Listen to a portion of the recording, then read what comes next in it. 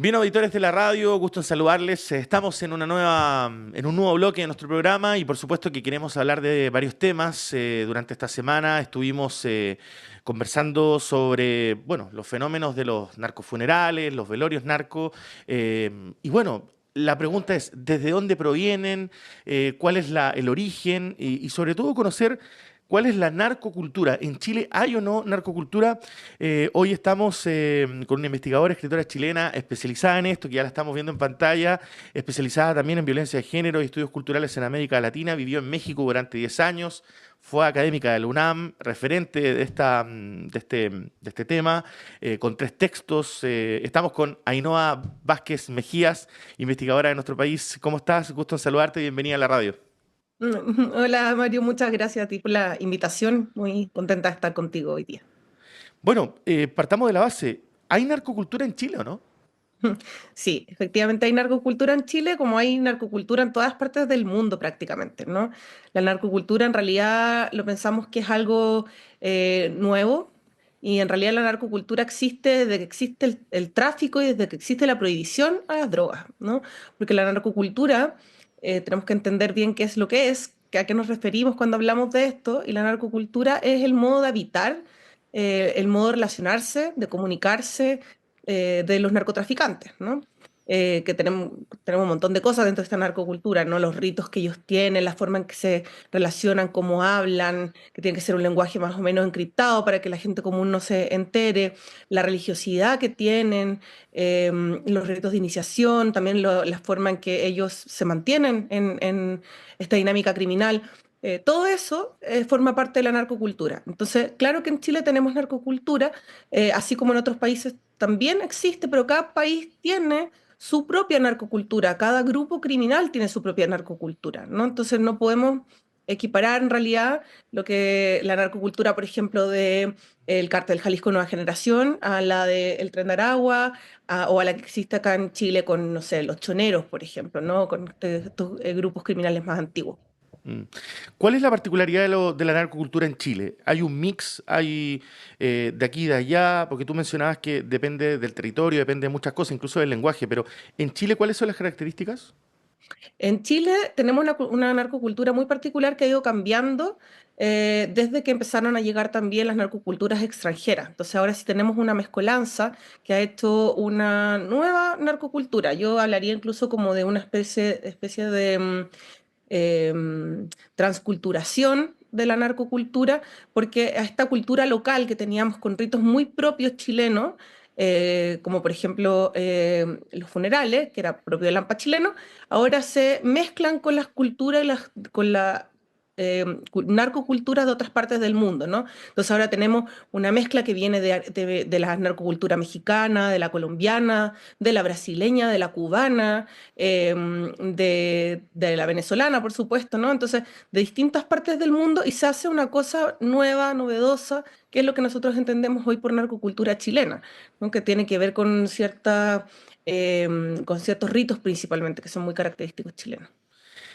Hablemos de los velorios y los funerales narco que han tomado, digamos, la palestra en el último tiempo, pese a que los fuegos artificiales y todo esto que vemos, estos pozos, digamos, expresiones, por así decirlo, se dan en lógicas de llegada de droga a las poblaciones, a los lugares se conoce, ¿no? Pero da la impresión que esto sería algo copiado del extranjero o en realidad es muy chileno. Es muy chileno en general. La base de los funerales de Lampa son muy chilenos, ¿no? Por eso hablo yo de funerales de Lampa y no te estoy hablando de narcofuneral, ¿no? Porque en Chile ya existía esta costumbre de velar a los difuntos que estaban vinculados con el crimen de una u otra manera, por ejemplo, principalmente a los ladrones, en algo que se llamaba los funerales de muchachos. Esto lo ha documentado muy bien Rodrigo Ganter, que es un académico de la Universidad de Concepción, sociólogo. Y él decía que estos funerales de Lampa, de esta subcultura criminal, venían entonces desde hace mucho tiempo, ya estaban documentados y tenían esta particularidad de tener cantantes, de los disparos al aire, que la gente de todo el territorio, de toda la población, le iba a rendir un tributo al muerto y luego empezaba el cortejo fúnebre hasta el cementerio con una parada en la cárcel para que la familia y los amigos se despidieran del difunto. ¿no? Eso era algo muy propio chileno, ¿no? Y eso sí está documentado desde siempre. Pensemos incluso, por ejemplo, tal vez un arco funeral que sí fue muy importante, que con estas mismas características fue el del Cabro Carrera, ¿no? Solo que hoy en día lo vemos mucho más seguido de lo que lo veíamos antes y con mayor parafernalia de la que lo veíamos antes y con ciertas cosas que sí se han adoptado de la narcocultura de otras partes. Por ejemplo, seguimos teniendo la misma idea de la música, de los disparos al aire, pero se le han agregado los fuegos artificiales. Ya no duran una tarde como duraban anteriormente o una mañana, sino que ya duran varios días incluso. Este paso, este cortejo fúnebre que iba por la cárcel, ya vemos, por ejemplo, en el caso de este narcotraficante que incluso la mamá pidió que entrara a la cárcel, ¿no? Que ya no era solamente el paso por afuera, sino que el féretro entra a la cárcel. Eso es algo que no lo habíamos visto anteriormente. También el paso, que ya es un paso casi obligatorio hacia el territorio enemigo, a lanzar balas para amedrentar a los enemigos en el territorio opuesto de los rivales. Y también otro tipo de cosas que antes no se veían, por ejemplo, que los féretros traen logos en muchos casos, o que la gente empieza a consumir drogas sobre el féretro. Incluso se han hecho carnes asadas, así como un asado en el cementerio. Todas esas cosas son más mexicanas, pero en México no existen los narcos funerales como tal. Existe el cortejo fúnebre de un narco cuando es asesinado, pero en el camino no se hace ningún tipo de parada, no hay peligro en general para la gente, ¿no? No hay un amedrentar ni a los rivales ni a la población civil, porque lo importante es llegar al lugar donde van a dejar al difunto, que es un cementerio, y que esos cementerios son privados. Entonces ahí sí se hacen carnes asadas, incluso se hacen fiestas, la gente toma, se droga, pero son en recintos privados, no en lugares públicos como está pasando acá en Chile. Entonces, y lo otro que pasa acá en Chile, que es muy distinto a lo que pasa en otras partes, es que ya mezclamos todo, ¿no? Pareciera que cuando la prensa habla de narcofunerales está mezclando los funerales de las barras de fútbol, está mezclando de los narcotraficantes, de los criminales, como los ladrones. Entonces ya no hay pareciera que no entendemos bien a lo que nos referimos también con narcofunerales, hace como si todo fuera exactamente igual, y en realidad entonces en ese sentido sí tendríamos que hablar más bien de funerales de alto riesgo, ¿no? Claro. ¿Cuál es la experiencia en el extranjero con esto, Ainhoa, que has podido tú ver? Después vamos a conversar de tu libro Narcocultura, que todavía está en venta, que está muy interesante, que por cierto vamos a tener también ahí unos minutos para poder conversar de aquello. Pero hoy día, ¿cómo esto se está enfrentando en diferentes partes del mundo? Hablemos de México, porque acá mucha gente, y uno lo ve constantemente, dice, nos estamos transformando en un estado como el de México, pero da la impresión que, claro, según lo que tú nos relatas, hay cosas que son muy de nuestro país y que finalmente nadie tiene una receta, o al menos las autoridades hasta el día de hoy no han podido lograr, digamos, terminar con esto. Claro. Una de las diferencias fundamentales que tenemos nosotros con México es que México esto lleva demasiados años. eh, al gobierno mexicano se les fue de las manos. Estamos hablando que originalmente cuando el PRI gobernaba, y cuando empezamos a ver los primeros cárteles en los años 80 y principios de los 90, había un cártel, después hubo tres cárteles, ¿no? Ahora estamos hablando de 3.000 cárteles. Entonces, ya en este momento es imposible de controlar el problema del narcotráfico. Y el problema es que los narcotraficantes también, o el crimen organizado en general, permeó completamente toda la institucionalidad. Entonces, en México sí podemos hablar, por ejemplo, de un narcoestado que no pasa en otras partes del mundo, porque en México ya sabemos muy frecuentemente que las autoridades están involucradas. Y estoy hablando de la policía, estoy hablando de las autoridades, de los políticos, de gente muy cercana a los presidentes. Entonces, ya estamos hablando que hay como en general, una intervención completa del narcotráfico dentro del gobierno. Por eso hablamos de narcoestado. Y eso ha traído también aparejado una violencia que no pasa afortunadamente en otras partes del mundo. O sea, a mí me duelen muchas veces estas comparaciones que hacemos entre Chile y México, porque bueno, yo viví 17 años en México, entonces para mí, o sea, ver ese horror constante la banalización que hay constantemente de los cuerpos. Por ejemplo, como tú estás comiendo, estás almorzando y estás viendo en la televisión, en cualquier restaurante, los degollados, la gente, los decapitados, la gente colgada, los puentes, las fosas comunes que se van encontrando. Entonces, desde acá, desde Chile, es muy difícil que dimensionemos el horror que se vive en México, ¿no? Afortunadamente nosotros no somos como México. Sí tenemos que llegar a encontrar soluciones para prevenir el tema del narcotráfico, pero las comparaciones con México son sumamente banales y son irresponsables, incluso me parece a mí, ¿no? Porque estamos hablando de un país que tiene, que el país en sí es una gran fosa común. O sea, imagínate ahora hace un mes que Sí, descubrieron este rancho en Jalisco, que es un claro. rancho de entrenamiento, un campo de exterminio, donde hay, hasta el momento se piensa que hay más de 300 cuerpos ahí. Entonces estamos hablando de un horror que, que para mí casi que es solamente comparable con la Segunda Guerra Mundial. Mira. No tiene nada que ver, afortunadamente, con lo que está pasando en Chile.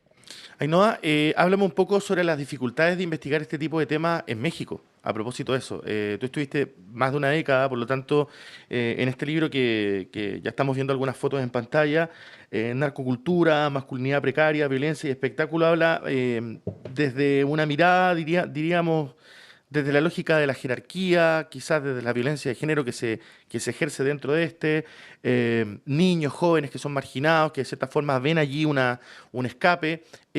¿Cuál es la dificultad y lo que te llevó también a escribir este libro? Yo trabajaba primero, hace muchos años atrás, trabajaba temas sobre feminicidio. Eso era lo que en lo que estaba con más abocada.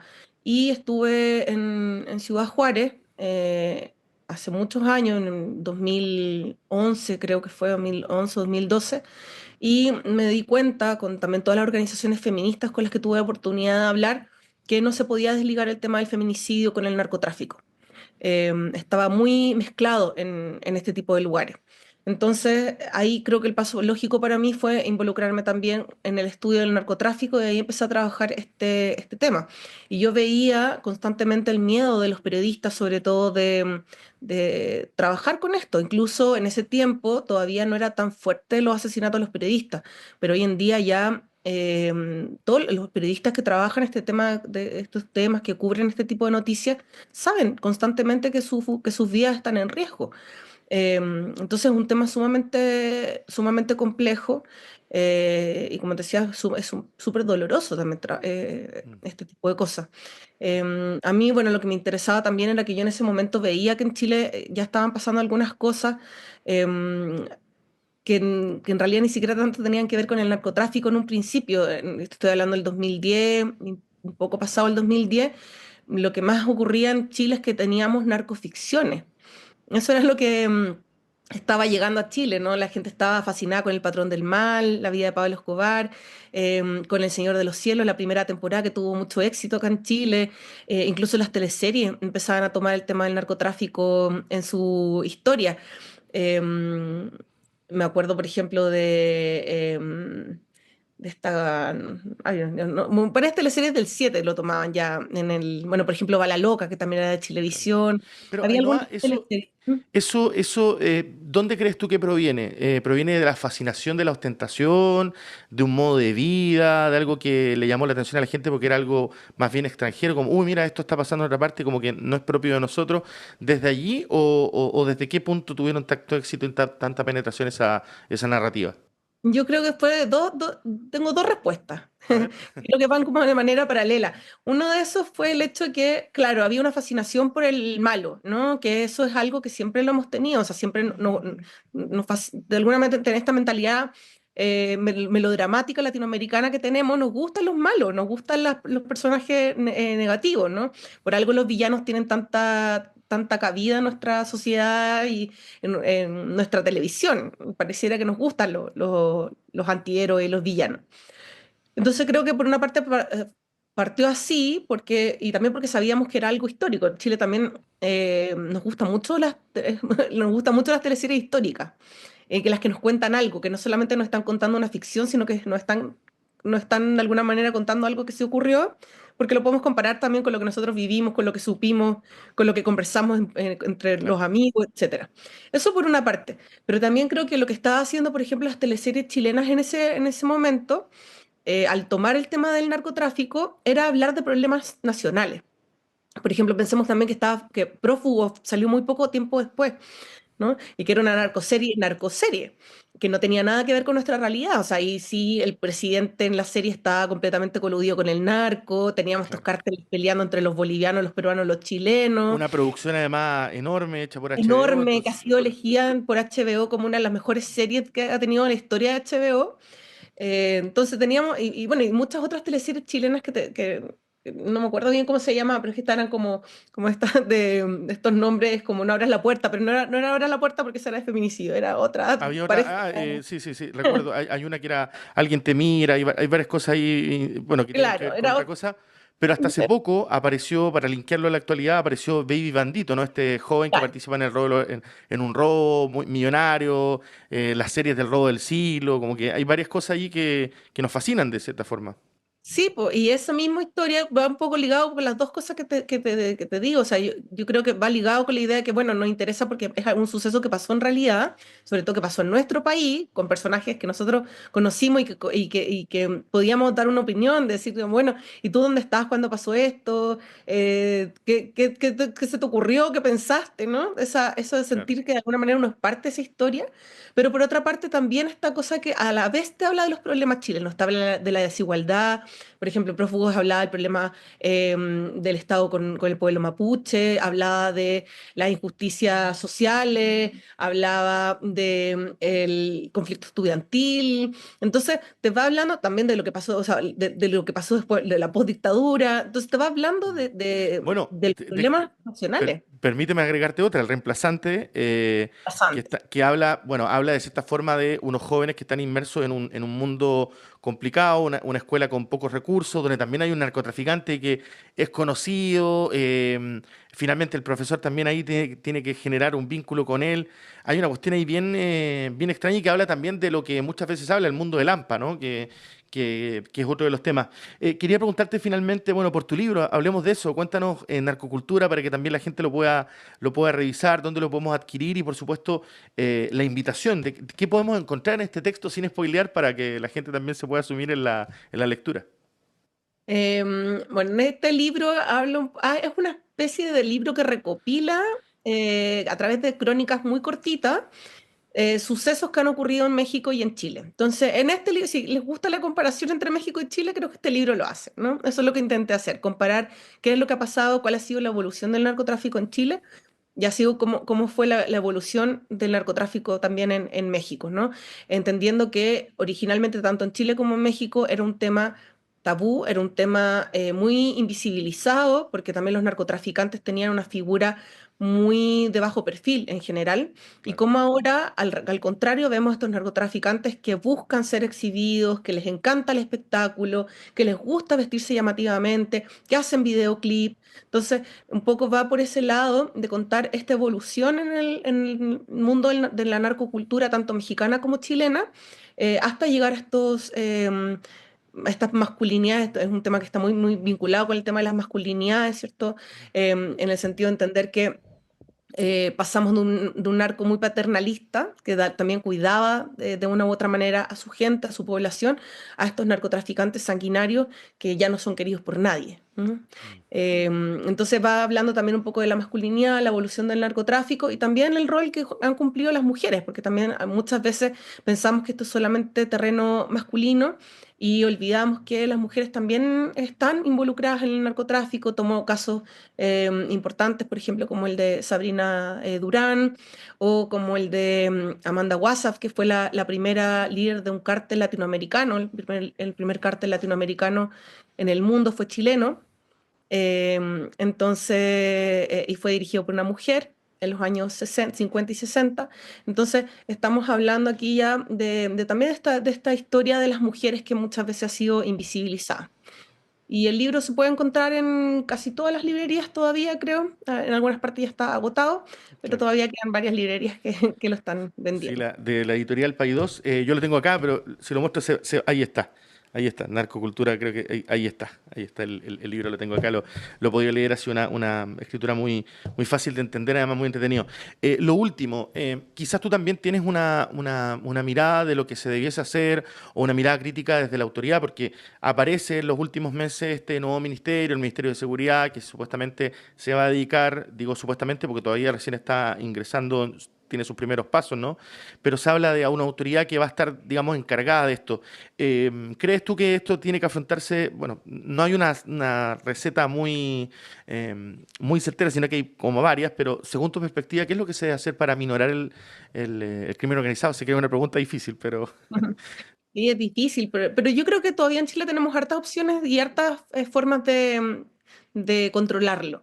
Creo que, así fundamentalmente yo celebro el que exista ahora un Ministerio de Seguridad, creo que es sumamente importante que exista y creo que tenemos que ver el crimen organizado desde todas sus variables. También muchas veces lo asociamos solamente con el narcotráfico y hoy el crimen organizado no es como lo entendíamos antes, no está solamente vinculado al narcotráfico. Hoy día es tan diversa las actividades que cumplen, que tenemos trata de personas, tenemos tráfico de órganos, tráfico de niños, esclavitud sexual de mujeres, robo de autos, sicariato, cobro de piso, ¿no? Claro, extorsión, claro. Extorsión. O sea, tenemos tantos rubros distintos dentro del crimen organizado que creo que es importante que este ministerio sí se preocupe de revisar, o sea, que tengamos expertos en cada una de estas materias, pero que a la vez estén en constante comunicación, porque también lo otro que pasa mucho, siento que estamos cada quien trabajando por nuestro lado, cada quien investiga lo suyo y no tenemos mucha comunicación entre quienes estamos investigando este tema. Entonces creo que eso es algo importante que deberíamos mejorar. Y otras cosas, o sea, me parece fundamental también que nos preocupemos de nuestros jóvenes que son adictos. Eh, También no solamente darle este énfasis a la seguridad, sino que darle el enfoque de salud pública que tiene que tener un tema como este, ¿no? O sea, si tenemos consumidores, vamos a seguir teniendo narcotráfico. Y, por ejemplo, en vez de estar preocupados de si existen o no existen canciones que alaban o no alaban el narcotráfico, utilizarlas a nuestro favor también y usarlas para conversar con los niños y con los jóvenes respecto a lo que están escuchando. Entonces, hacer talleres con ellos en las escuelas y ponerles música, esta música y decirles, bueno, pero ¿por qué tú crees que esta persona se quiere volver narcotraficante? ¿Qué estás escuchando? ¿Encuentras que hay valores positivos, valores negativos? ¿Qué es lo que estaban escuchando? ¿De qué forma se está recibiendo esta música que estamos escuchando también? ¿No? Entonces, yo también creo que, no, que la solución nunca es prohibir, sino que es conversarlo. O sea, conversarlo. Creo que eso al final es lo que más nos puede salvar. No esconder este problema debajo de la alfombra y sentir que es un tema tabú, sino que conversarlo, pero con la mirada justa. Tampoco con la banalización de la prensa, tampoco con el matinal 3 horas cubriendo un arco funeral, sino con la dimensión que se tiene que tomar y el respeto que se tiene que tomar, porque también tenemos que nunca olvidar que hay víctimas dentro de esto. Me imagino que también tomar en cuenta expertos como tú, digamos, que podrían entregar una visión quizás desde lo narrativo, desde la experiencia también en campo. Da la impresión que muchas veces se escogen autoridades que podrían tener algún tipo de poder político, digamos, ¿no? Son cercanas a algún partido, tienen alguna expertise en ese mundo, pero da la impresión que cuando se les pregunta técnicamente sobre el narcotráfico o sobre el crimen organizado en general, con todas sus variantes, da la impresión que no hay mucho conocimiento, al menos personal. Hay muchos investigadores en Chile que no han sido tomados en cuenta, yo he conversado con varios de ellos. Yo creo que también por ahí puede haber algo, ¿no? Como Por de tomar en supuesto, me cuenta, parece fundamental. sí. Sí, sí, me parece súper importante eso. Creo que en general, como es lo que te decía, cada quien está trabajando en su parcela. Los políticos trabajan en su propia parcela política. Nosotros como académicos trabajamos en la universidad, hacemos nuestras investigaciones que muchas veces no las lee nadie. Entonces, claro que nos falta comunicación y eso es súper importante que empecemos a tener. Ainhoa, muchísimas gracias por haber conversado con el Trasnoche de la Radio y gracias por tu tiempo también. Muchas gracias a ti, Mario.